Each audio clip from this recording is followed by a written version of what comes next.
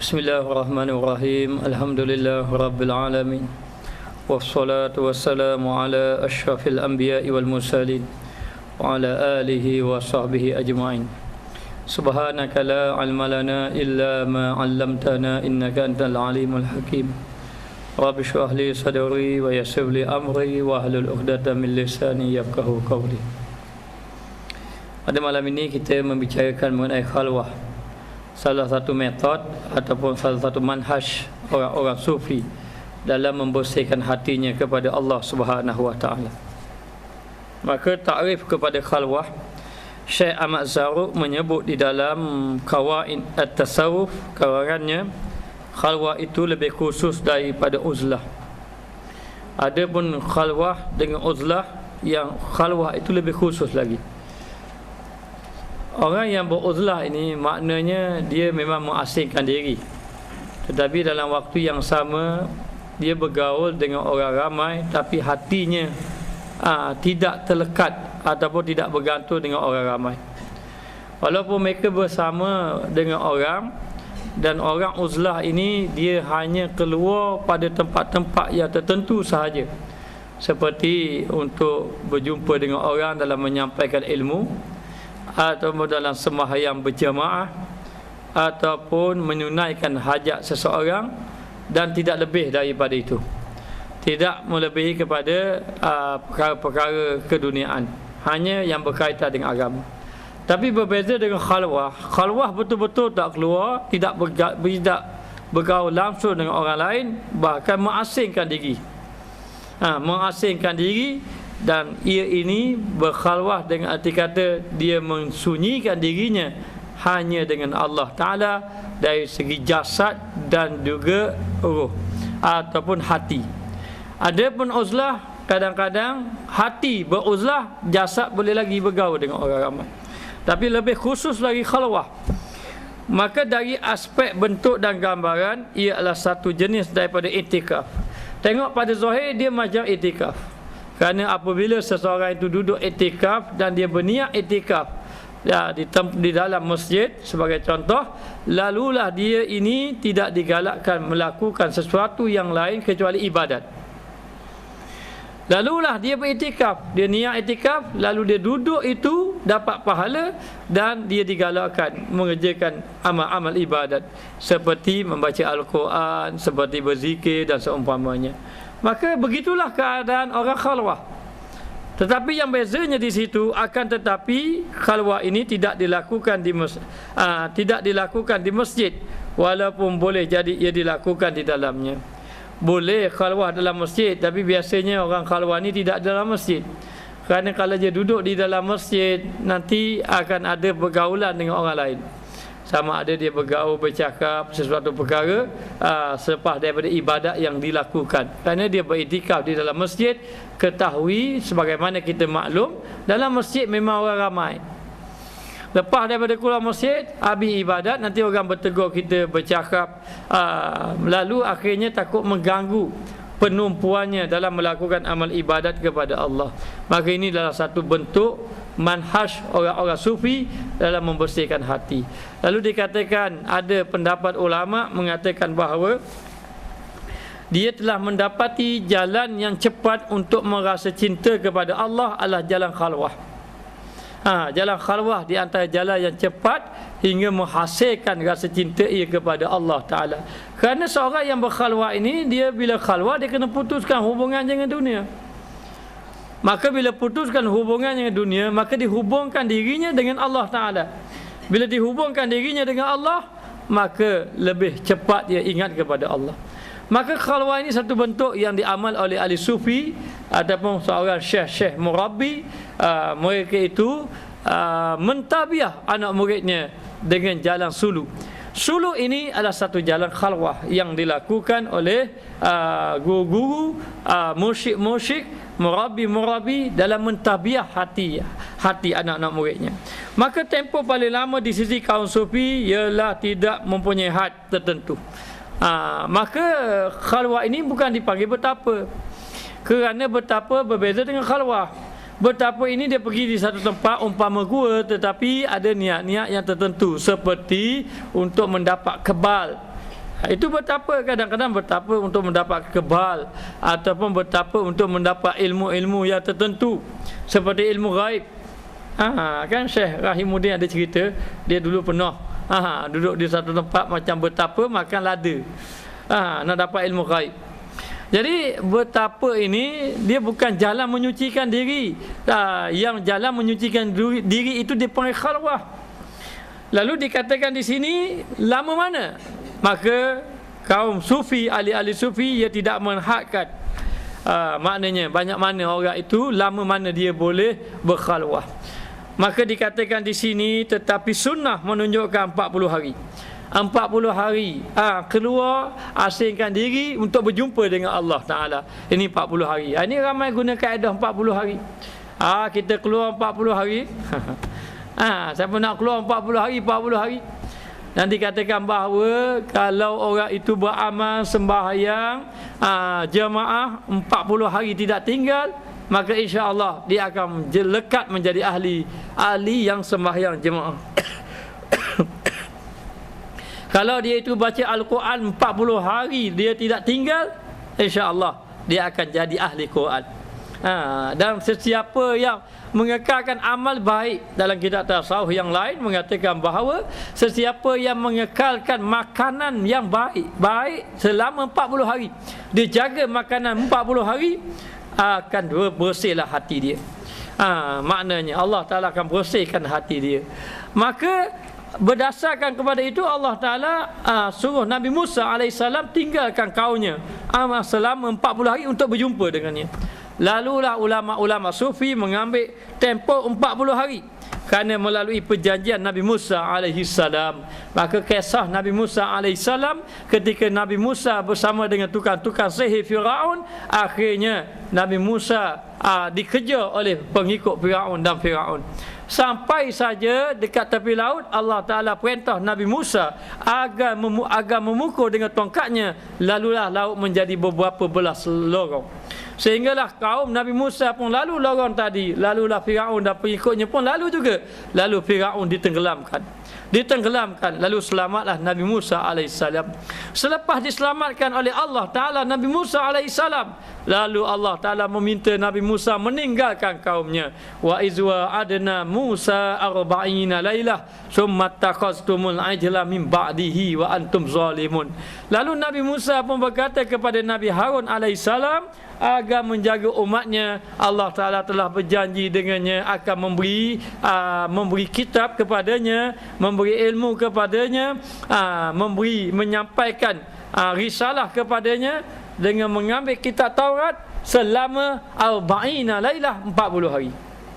Lalu Nabi Musa meninggalkan dia 40 hari kaum dia. Tetapi malangnya summat takhastumul ajla min ba'dihi wa antum zalimun, lalu kaumnya telah mengambil patung berhala sebagai sembahannya yang selain daripada Allah. 40 hari perjumpaan Nabi Musa dengan Nabi Musa dengan Allah Ta'ala. Lalu berdasarkan kepada ini ulama mengatakan 40 hari. 40 hari. Adapun Al-Imam Al-Ghazali, pengarang kitab Minhajul Abidin dan Ihya Ulumuddin, ia telah berkhalwah selama 2 tahun. Mengasingkan diri kepada Allah Ta'ala. Dan apabila kita mengkaji ulama-ulama dahulu, mereka itu dalam menyampaikan dakwah kepada Allah, kebanyakan mereka itu adalah ahli khalwah dahulu. Dia berkhalwah untuk mendapat petunjuk daripada Allah Ta'ala. Dan mereka berkhalwah untuk membersihkan hatinya. Kerana Nabi bersabda, ibda' binafsika summa biman da'un. Mulakan dengan diri kamu, kemudian orang yang di bawah kamu. Maka dalam nak berdakwah, mengajak orang ini membersihkan hati, dia kena bersihkan. Maka jalan membersihkan hati di antaranya khalwah. Khalwah ini dengan arti kata seolah-olah dia memutuskan hubungan dia dengan dunia, hanya menumpukan kepada Allah. Apabila seorang itu berkhalwah, dia berkhalwah dengan jalan bertafakur, berzikir, di samping itu dia itu bertaubat kepada Allah, nescaya Allah Ta'ala akan bersihkan hatinya. Dalam dia beruzlah, dalam dia berkhalwah, dia kena jaga makan. Kerana kalau dia tidak menjaga makan, maka khalwahnya tidak manfaat. Kerana makanan yang kotor akan menggelapkan hatinya. Lalu dikatakan bahawa mengikut perjanjian Nabi Musa alaihissalam, apa yang dikuasakan dalam hakikat ialah 30 hari. Ada katakan 30 hari, maknanya kerana ia merupakan asal perjanjian, dan Rasul alaihi salatu wassalam juga mendiami Gua Hira, dikatakan selama 30 hari ataupun dikatakan sebulan. Ini tercatat dalam kitab Sahih Muslim. Yang mana Nabi SAW dia telah berkhalwah selama 1 bulan. 1 bulan di Gua Hira, Nabi SAW bersabda, qala Rasulullah SAW, jawabtu bi Hira syahran, aku telah mendiami Gua Hira selama sebulan. Falamma qadaitu jiwari nazalat tabtantu batnil wadi. Lalu dikatakan bahawa aku mendiami Hira selama sebulan. Setelah selesai aku mendiami, lalu aku turun di tengah-tengah lembah, yakni di kota Mekah. Lepas pada itu dia pun turun. Lalu ketika turun inilah Allah Ta'ala, ketika dia Nabi berkhalwat inilah Nabi didatangi malaikat Jibril alaihissalam. Ketika didatangi malaikat Jibril alaihissalam, Nabi diajar oleh malaikat Jibril, Iqra bismi rabbikal ladzi khalaq, bacalah dengan nama Tuhan kamu yang telah menjadikan kamu. Pada peringkat awal yang pertama, Nabi mengatakan ma'ana biqara'in, aku tidak pandai membaca. Sehinggalah yang ketiga, diulang yang ketiga, lalu Nabi mengikuti apa yang dibaca oleh malaikat Jibril alaihissalam. Maknanya apa? Di sini kadang-kadang khalwah mendatangkan ilmu.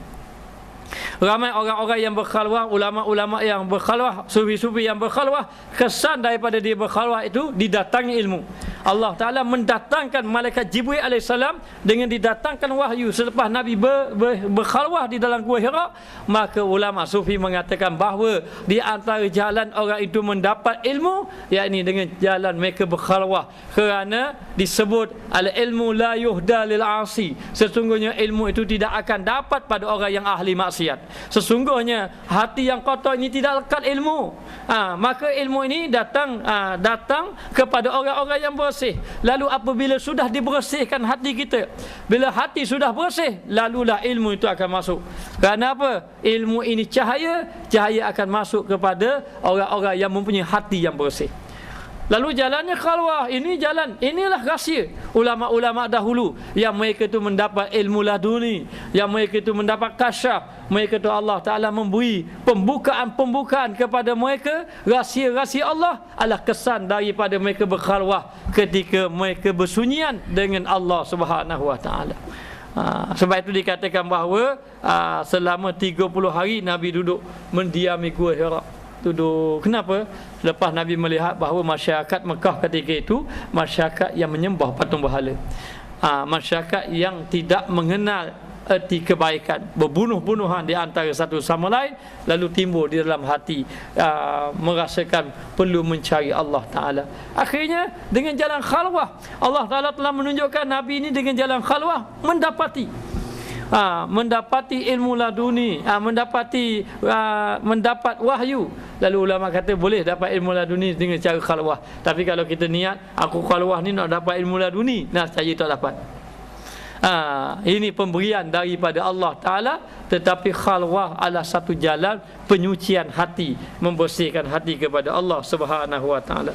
Lalu selama sebulan, demikian juga baginda meninggalkan isterinya, tinggal isterinya. Bulan puasa juga selama tempohnya sebulan. Banyak riwayat, ada kisah yang mengenai Nabi ini apabila isteri-isteri Nabi melihat Nabi SAW yang berada di kota Mekah. Apabila Nabi berada di kota Mekah, didapati bahawa Nabi ini sudah menjadi pemimpin Mekah. Jadi bila sudah menjadi pemimpin Mekah, isterinya yang kadang-kadang cemburu, saling cemburu di antara satu sama lain. Tapi apabila melihat Nabi sudah menjadi pemimpin, lalu mereka berpakat agar Nabi memberi sedikit harta kepadanya. Bila sampai bab harta, mereka boleh mesyuarat. Padahal payah nak mesyuarat mana, tapi bila bab harta, madu-madu pun mesyuarat. Bermesyuarat, lalu mencadangkan agar meminta lebih sikit daripada apa yang Nabi beri selama ini. Bila dalam keadaan macam itu, Nabi telah melihat isteri-isterinya, bila melihat Nabi ada kedudukan, Nabi telah menjadi pemerintah. Nabi ada harta di hadapannya kalau Nabi nak mengambilnya. Tapi bila melihat macam tu, yang selama ini madu-madu mereka, madu-madu Nabi ataupun isteri-isteri baginda Rasulullah sallallahu alaihi wasallam, yang kadang-kadang mereka itu saling cemburu di antara satu sama lain, lalu berbincang bersama, boleh duduk semeja mesyuarat. Lalu selepas diputuskan, akhirnya salah seorang daripada mereka berjumpa dengan Rasulullah. Bila berjumpa dengan Rasulullah, menyatakan bahawa dia ingin minta sedikit harta, kerana sebabnya Nabi sudah menjadi pemimpin di kota Madinah. Lalulah Nabi merasa sedih kerana yang dimintanya adalah dunia. Lalu Allah Ta'ala memberi pilihan kepada isteri Nabi. Nabi meninggalkan isteri dia, tinggalkan isteri dia selama sebulan. Sehinggalah turun ayat mengatakan bahawa Allah Ta'ala beri pilihan kepada isteri Nabi. Kalaulah dia inginkan Allah dan Rasul, dia tidak dapat apa yang dia kendaki. Tetapi kalau dia inginkan harta, Allah Ta'ala akan beri lebih daripada dia minta, dan Nabi akan diganti dengan isteri yang lain. Lalulah isteri-isteri Nabi memilih baginda Rasulullah sallallahu alaihi wasallam. Maka Nabi tinggalkan sebulan. Bukan tinggal betul. Kita tinggal, kalau orang lelaki ni tinggal mengajuk. Tinggal pergi Kuala Lumpur, pergi jalan tu, tinggal ibadat. Nabi tinggalkan isterinya, apa Nabi buat? Nabi berkhalwat, mendekatkan diri dengan Allah, bertakarub kepada Allah. Lalu dikatakan bahawa Nabi tinggalkan isterinya, maka ini satu dalil yang mengatakan digalakkan berkhalwah untuk melakukan penyucian hati.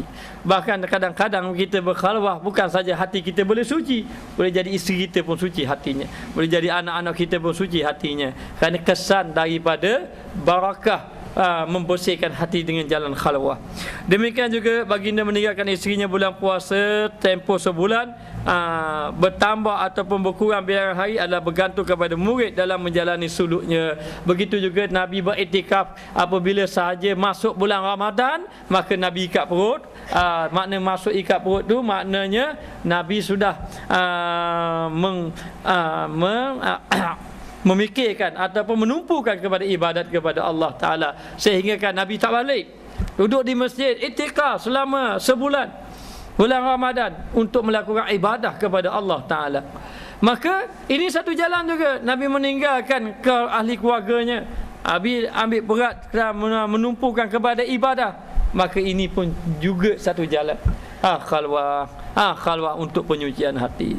Jadi sebab itu kalau kita nak cakap jalan khalwah ini mungkin payah bagi kita nak berkhalwah, tetapi khalwah juga satu jalan penyucian hati. Sehingga kan dikatakan bahawa sesiapa yang suka berkhalwah, sesiapa yang berkhalwah, nascaya akan dibuka rahsia-rahsia Allah Ta'ala. Kalau dia ni sentiasa berkhalwah, duduk seorang. Sehingga kan ada ulama-ulama, kalau dia buat rumah, dia ada satu bilik. Bilik itu adalah bilik dia panggil ma'bad, tempat ibadat, itu tempat dia berkhalwah. Dan ada juga wali-wali Allah, mereka berkhalwah, mereka gali umpama liang lahat, mereka duduk di dalam tempat khalwahnya. Kalau ada seorang wali Allah yang dipanggil Tok Seleha di Kelantan sana tu, dia ada bilik khalwahnya. Bilik khalwahnya dalam tanah. Dia duduk situ, bertafakur kepada Allah, berzikir, bertaubat kepada Allah. Ini jalan khalwah. Ini jalan cepat kita membersihkan hati kepada Allah. Ini jalan cepat. Namun demikian, khalwah tidak boleh seorang-seorang. Khalwah tidak boleh kita ikut akal kita je, duduk saja-saja. Bukan. Dia ada jalan dia ada cara dia mesti ada pembimbing. Maka dalam membimbing ini mesti ada guru. Guru akan tengok orang ini perlu khalwah beberapa hari. Kadang-kadang guru itu mengkhalwahkan anak muridnya 3 hari, kadang-kadang 1 minggu, kadang-kadang sebulan, kadang-kadang 40 hari. Maka istilah yang digunakan hari ini dipanggil suluk. Suluk pun satu jalan khalwah, yang dilatih oleh guru. Bila seorang itu bersuluk, apabila dia bersuluk dengan gurunya, kalau setengah-setengah orang ahli tarekat yang masuk dalam tarekat tertentu, ada syekh dia ataupun khalifah pada syekhnya akan membawa jalan ataupun membawa jalan ibadat kepada orang-orang di bawahnya dengan jalan suluk. Maka bila masuk saja program tadi, akhirnya makan pun kena makan sedikit, minum pun makan minum sedikit, tidur pun sedikit, bercakap pun sedikit, lalu putuskan hubungan dengan yang luar. Tidak boleh. Mesin telefon pun tak boleh. Tak boleh mesin telefon. Duduk saja, buang, kosong, tak ada apa-apa. Lalulah, apa kerja kita? Kerja kita berzikir, bertaubat kepada Allah Ta'ala dan bertafakur di atas dosa-dosa kelalaian yang telah kita lakukan. Jalan ini kadang-kadang 3 hari saja. Yang selama ini orang tak menangis jadi menangis. Yang selama ini orang rasa lupa kepada Allah jadi ingat kepada Allah Ta'ala. Lalu ulama mengatakan orang yang berkhalwah ini daripada hati yang lalai, daripada jasad yang lalai kepada hati yang ingat. Dia bawa daripada lalai kepada ingat, hati yang ingat kepada Allah. Daripada hati yang ingat kepada Allah Ta'ala kepada mendapat rahsia Allah Ta'ala. Daripada mendapat rahsia Allah Ta'ala hinggalah mencapai makrifat kepada Allah Subhanahu Wa Ta'ala. Ni nak beritahu kelebihan orang yang berkhalwah. Kalau kita boleh khalwah, teruskan berkhalwah. Kalau boleh berkhalwah, tetapi khalwah ini akan dipimpin oleh guru. Lalu guru pun tengok anak murid ini dia punya, ni orang ini kena berkhalwah ini banyak. Mungkin sebulan, mungkin 3 minggu, mungkin 2 minggu. Kenapa kadang-kadang satu guru itu tak sama pada anak murid dia? Kerana guru tengok keadaan anak murid dia. Anak murid dia ini mesti kena khalwah 1 bulan, sebulan. Maknanya ini metod orang-orang sufi dalam penyucian hati. Macam orang kerja lah. Orang-orang kerja ada kursus dia. Kursus dia panggil kursus kecekapan perkhidmatan. Kursus 2 bulan. Maknanya macam-macam dia kursus. Orang sufi dia ada juga, tapi nama je kursus dia. Ini tujuan dia apa? Ni penyucian hati. Ni orang tanya banyak soalan, macam mana tidak khusyuk sembahyang. Kenapa hati lalai kepada Allah? Ini tanya persoalan. Ini jawapan pada ahli sufi ada. Ahli fiqh tak jumpa. Ahli fiqh kata nak sembahyang khusyuk, tahu makna tubuh tegap. Tengok betul-betul tempat sujud. Maknanya itu saja. Kena tahu makna. Ingat betul-betul Allah Ta'ala. Tetapi ahli sufi dia ini melalui proses penyucian hati terus dengan jalan khalwah, supaya berlaku penyucian hati kepada anak murid tertentu. Maka tempoh paling sedikit 10 hari katanya. 10 hari. Kerana Rasul alaihi salatu wassalam beriktikaf selama 10 hari. Mana paling kurang 10 hari. Ini yang Nabi tunjuk. Nabi tunjuk. Hanya keadaan kita hari ini ada yang bersulu ataupun berkhalwah dilatih oleh gurunya pada beberapa hari yang tertentu. Boleh kerana disibukkan dengan beberapa pekerjaan. Lalu ada yang letakkan 3 hari. Itu pun cuti sehari kerja. Jumaat 1, hari Ahad. Kalau kerja hari Ahad, cuti sehari. Kalau hari Ahad itu cuti, Sabtu cuti, ambil daripada Jumaat, Sabtu, Ahad. Jumaat pula cuti. Kadang-kadang terpaksa cuti. Kerana apa? Kerana nak melakukan proses dulu. Jadi kadang-kadang macam ni ada yang dia punya dilatih khalwah tu 3 hari saja. Itu mengikut apa yang ditunjuk, apa yang dibawa oleh syekh-syekh tertentu. Maka kerana Nabi SAW beriktikaf 10 hari, bagi yang kamil ia merupakan pertambahan kepada ahwalnya, dan bagi yang selain mereka ia merupakan peningkatan. Khalwah memerlukan asal sebagai tempat rujuk. Jadi tengok, bagi orang yang sudah kamil, maka dia boleh tambah. Dan khalwah ini boleh dibuat di rumah. Baik. Sebagai contoh, kalau kita melalui proses, dia panggil proses sulu. Sulu ini latihan khalwah sebenarnya. Yang afdalnya kita kalau boleh khalwah di rumah. Lalu kita akan jumpa dengan guru. Apabila masuk bersama dalam proses kita bersulu untuk penyucian hati. Penyucian hati ini kita akan duduk, lalu dia akan ajar beberapa perkara. Di antaranya dia akan ajar kita supaya sembahyang sunat taubat dan melalui proses taubat kepada Allah. Kemudian dia akan menyuruh kita berzikir. Ada setengah tu dia suruh berzikir sebanyak 30,000 3 hari. Maka satu hari 10,000. Agar orang itu tidak banyak lagi bercakap. dilatih. Dan guru tadi akan tahu, walaupun kita buat lolok saja, kita habis report cukup 30,000, dia tahu tak cukup 30,000. Jadi latihan kita dalam suluk ini, khalwah ini, dia nak latih 4 perkara.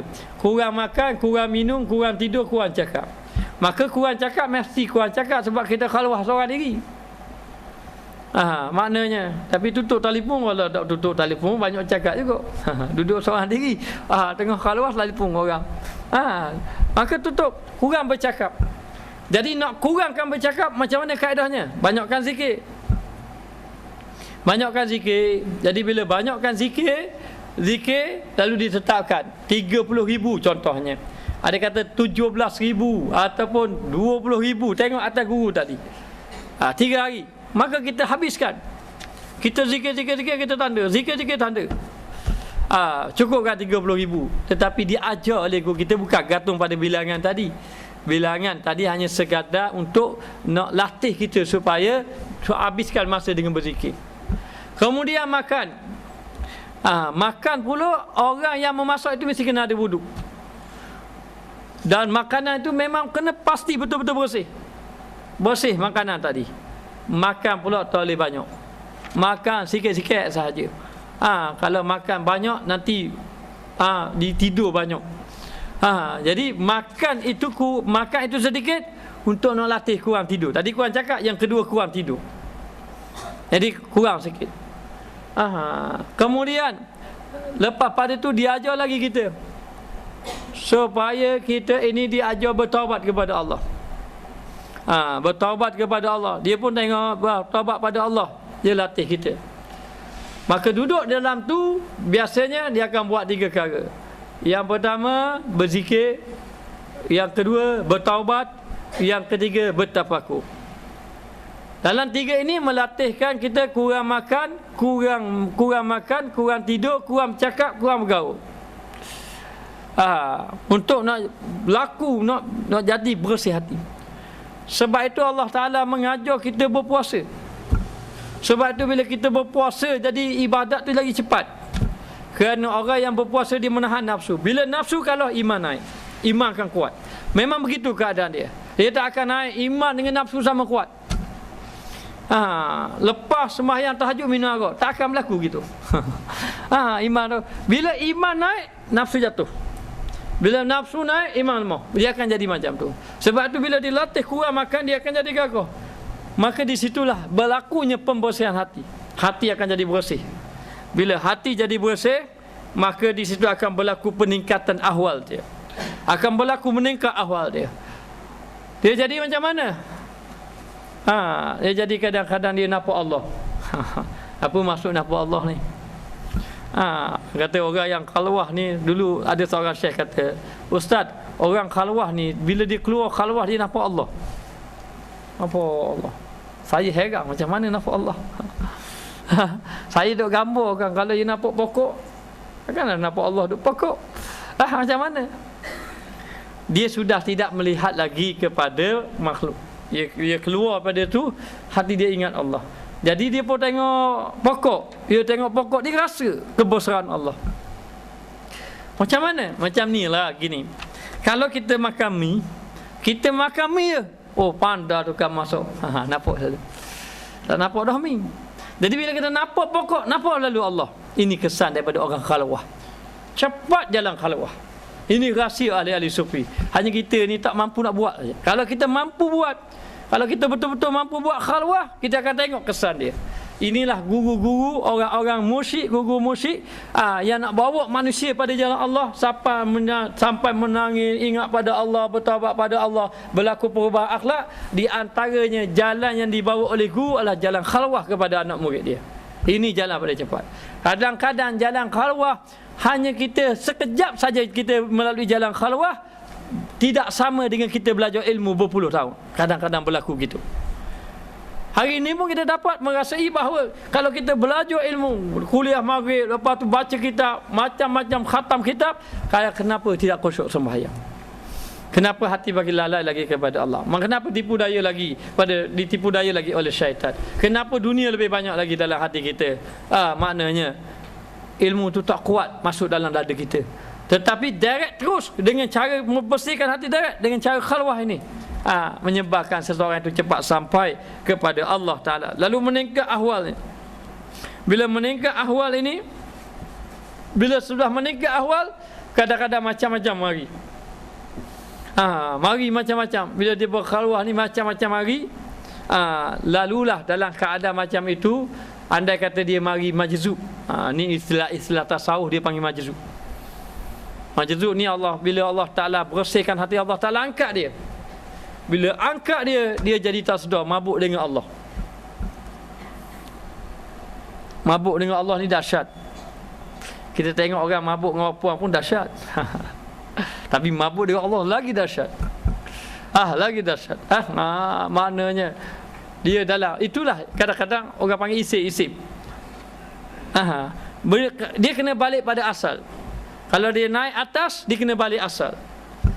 Dia kena lalui jalan, dia punya jalan salib balik. Dia kena turun bawah balik. Kena melalui jalan asal. Walaupun dia terbuka ilmu. Dia tak boleh tak ada guru. Kena ada guru balik. Kena cari guru balik.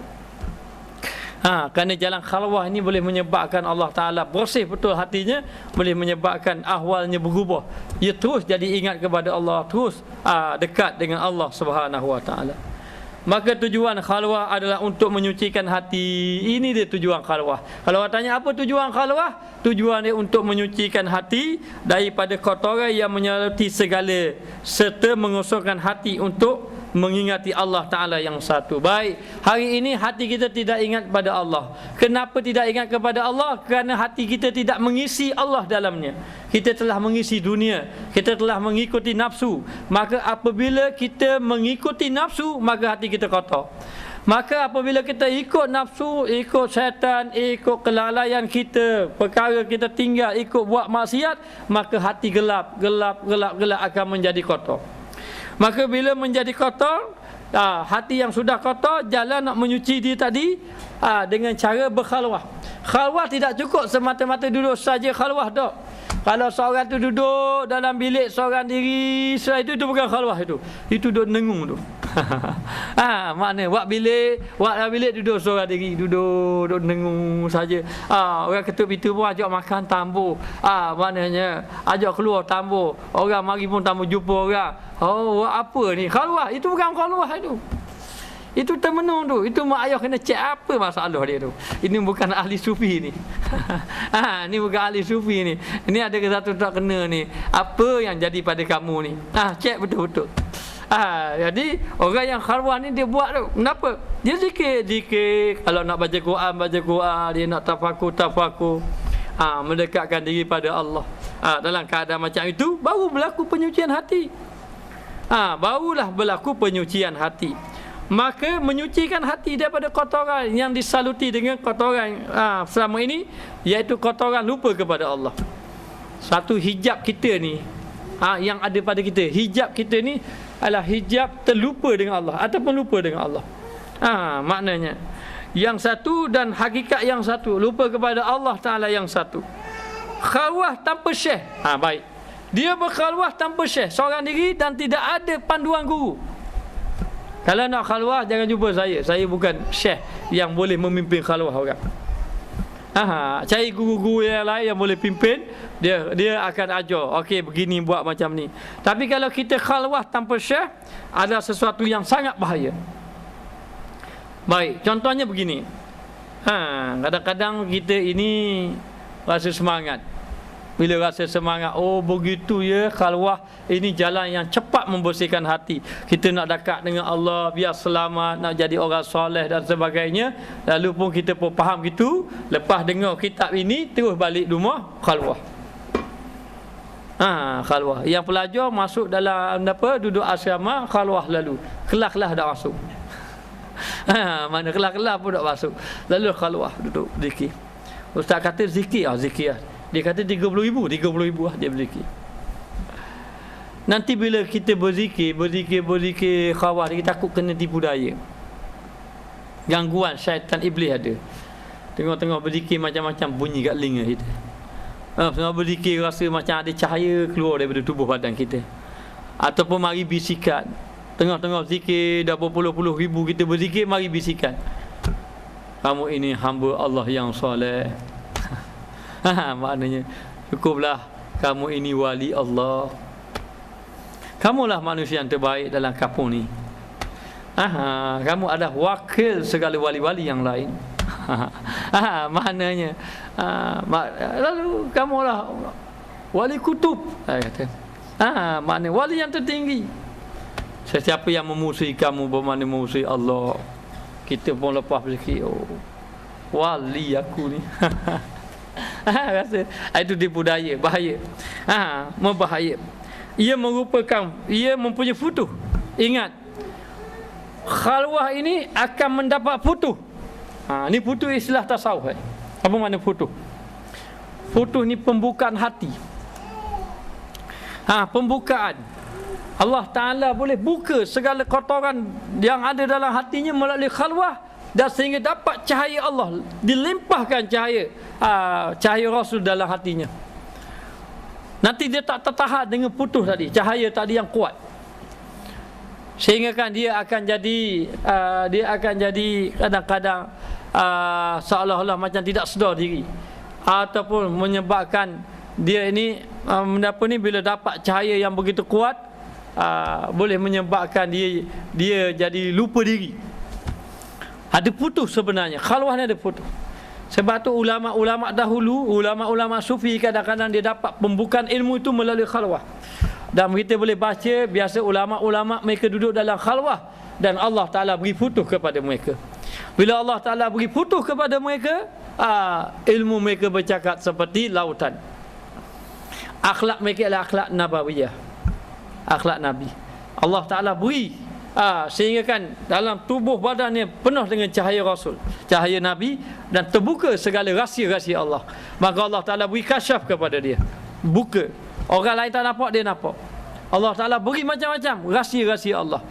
Tapi kalau tidak ada syekh, nanti dia tak tertahan perkara ini, ataupun dia tidak dapat membezakan perkara yang benar-benar futuh ataupun ia itu bukan futuh daripada Allah. Apa makna futuh? Futuh adalah pembukaan Allah Ta'ala. Sama ada pembukaan itu berbentuk ilmu ataupun pembukaan itu berbentuk amal. Selepas dia berkhalwah, dia boleh semayang sampai 1000 rakaat, dia boleh semayang sampai 500 rakaat sehari. Allah Ta'ala beri.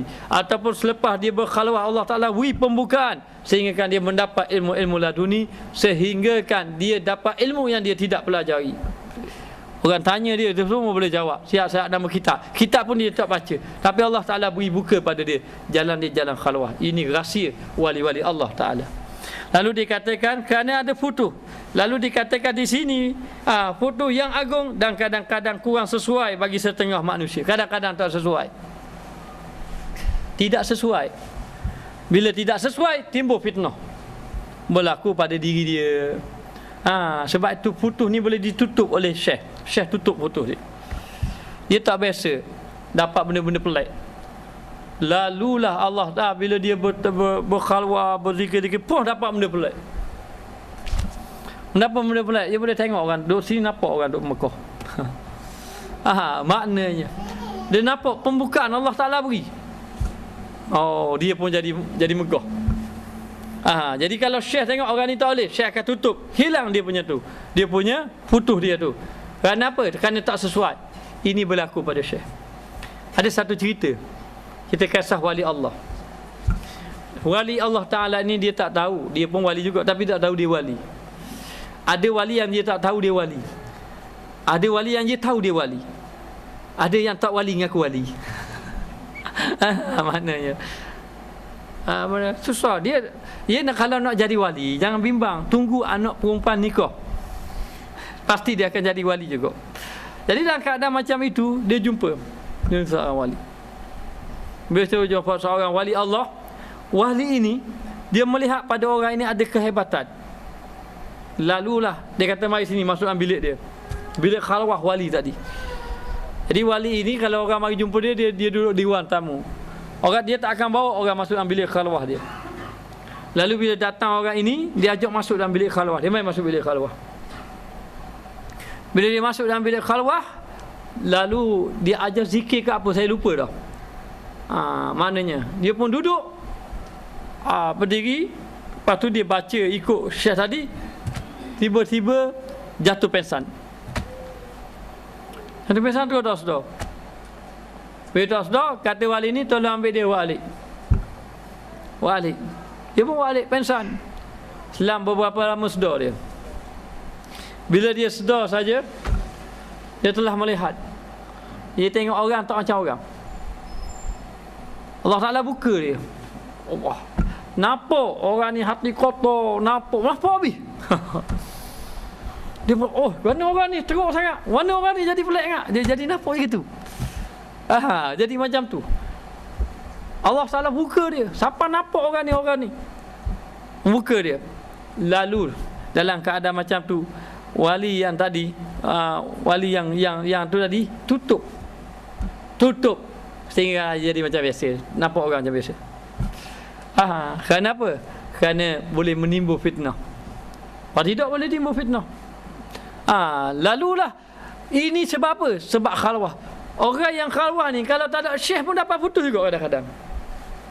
Bagaimana kalau dia dapat putus, syekh tu tidak ada? Apa yang berlaku?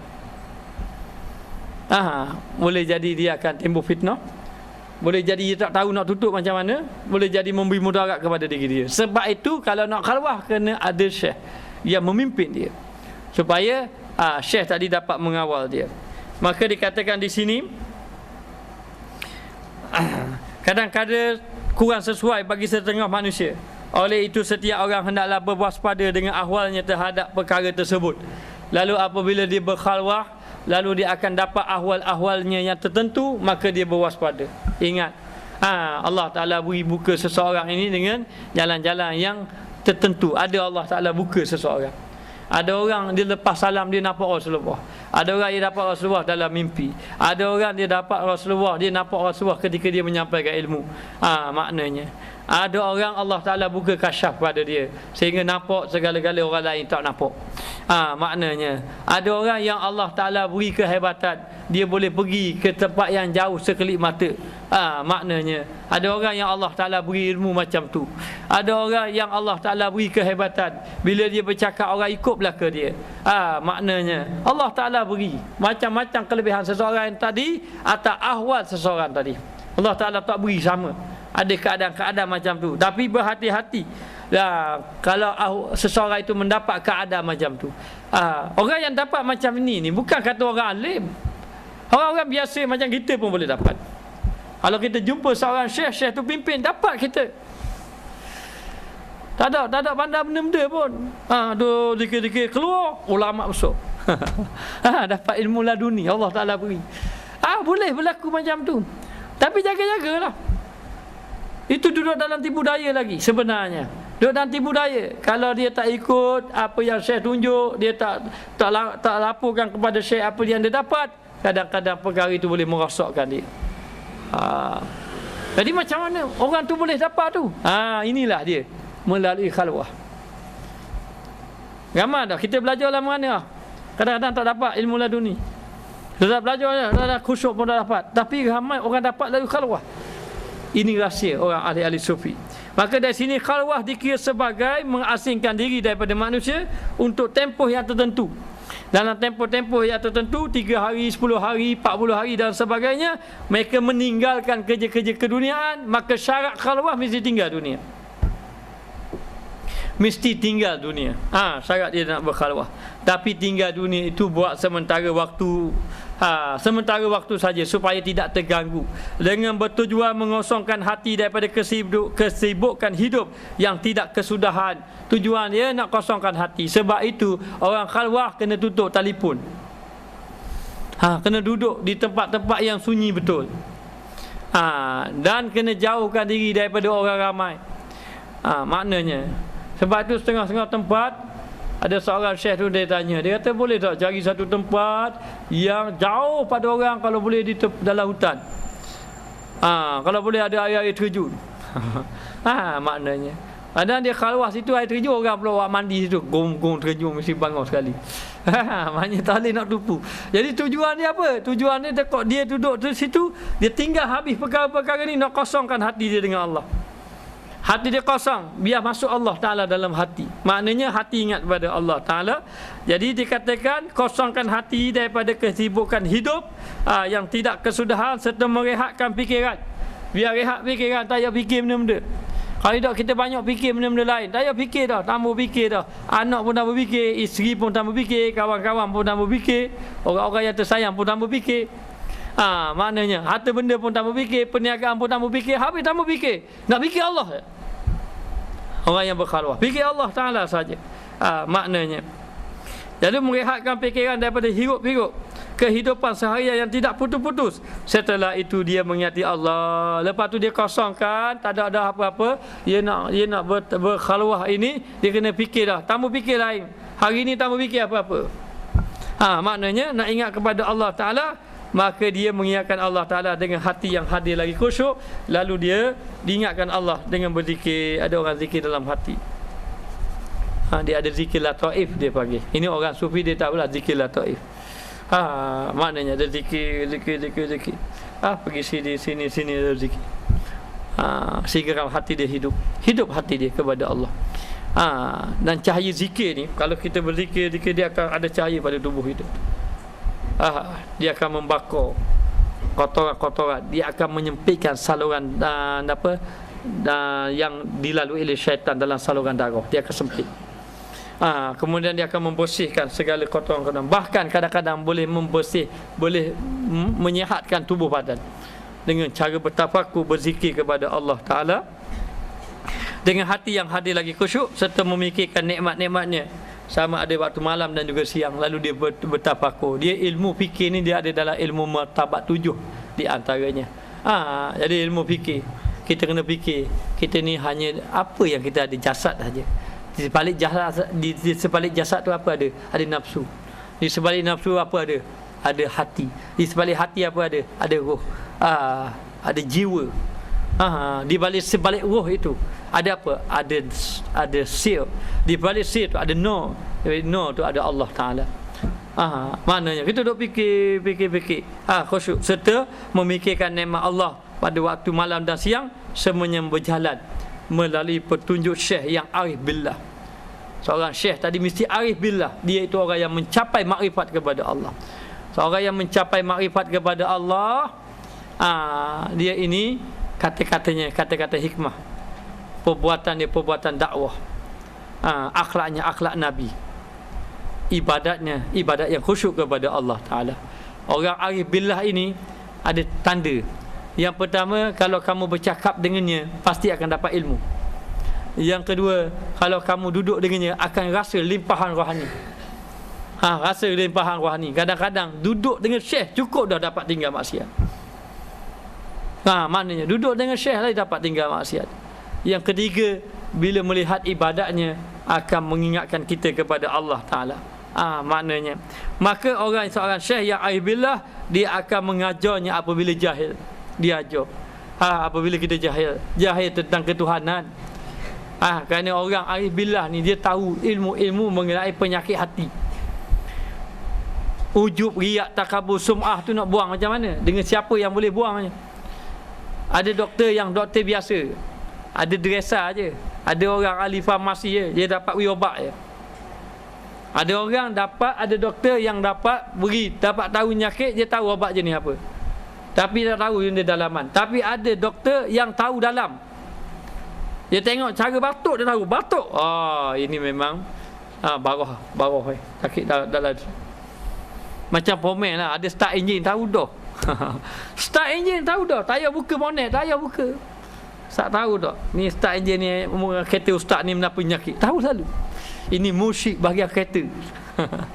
Maknanya, maka ada musyrik bahagian murabi, bahagian hati. Dia tahu sum'ah tu ni penyakit-penyakit hati dalam, maka dia akan ajar kita. Dan dia mengingatkannya apabila lupa. Apabila kita lupa pada Allah, dia akan ingat. Dan apabila kita lemah, dia yang mencerdaskan kita. Allah payah nak berzikir macam mana, jumpa guru musyrik jadi kacau. Ataupun guru musyrik tunjuk jalan begini. Serta membantunya. Dia akan bantu kita, dia akan biarkan kita. Sebab orang sebenarnya guru ni tugas apa? Bukan tugas menyampaikan ilmu dah. dia tugas dia tugas guru ini daripada anak murid lalai kepada ingat. Itu tugas guru. Daripada lalai kepada ingat, ataupun dikatakan untuk membersihkan nafsu, daripada nafsu amarah kepada lawamah, lawamah kepada mulhamah, mulhamah kepada mutmainnah. Maknanya ini tugas guru. Kalau guru tu tak faham tugas ini, dia hanya sekadar beri ilmu saja. Anak murid dia duduk dalam amarah lah. Mesti pergi dari amarah pergi pada lawamah, lawamah mulhamah sampai kepada mutmainnah. Bila sampai kepada mutmainnah, ya ayyatuhan nafsul mutmainnah irji'i ila rabbiki radiyatan mardiyah. Orang yang sampai mutmainnah, maka Allah Taala jemput dia dalam keadaan Allah Taala redha kepadanya. Dan juga dia kata serta membantunya untuk menolak segala was-was di dalam hati dan juga kecelaruan jiwa yang tidak tenang. Sebab tu orang duduk dengan ahli sufi, hati tenang. Tanda dia ni duduknya, kalau dia ini nak tahu orang ni orang sufi, kalau kita duduk dengan dia dapat ketenangan, sufi ada. Nah, maknanya guru ni guru sufi yang betul-betul sufi, yang membawa ketenangan di dalam hati hamba-hamba Allah Taala. Wallahu alam. Kita sambung akan datang iti baru mukaddimah khalwah. Minggu depan kita bicara akan cara-cara khalwah. Wallahu alam. Bismillahirrahmanirrahim. Rabbana zalamna anfusana wa illam taghfir lana wa tarhamna lanakunanna minal khasirin. Wa sallallahu ala sayidina Muhammad wa ala alihi wa sahbihi wa sallam. Walhamdulillahirabbil alamin.